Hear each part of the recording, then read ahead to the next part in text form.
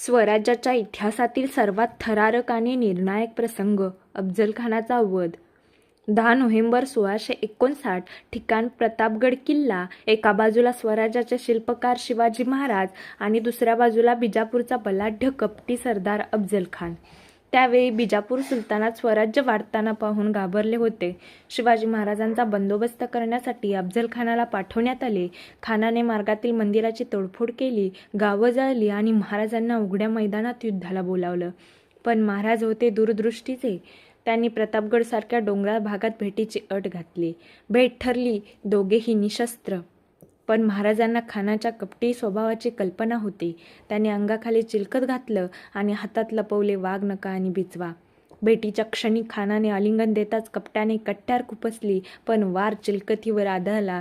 क्षणात महाराजांनी वाघनखांनी घाव घातला आणि बिचवाने निर्णायक वार केला।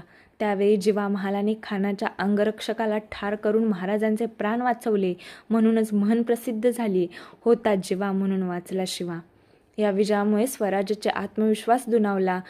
मराठ्यांचा दरारा संपूर्ण दक्षिणेत पसरला। अफजलखानाचा वध हा केवळ युद्ध नव्हता, जर तुम्हाला असेच इतिहासातील थरारक प्रसंग जाणून घ्यायचे असतील तर लाईक, शेअर आणि सबस्क्राईब नक्की करा।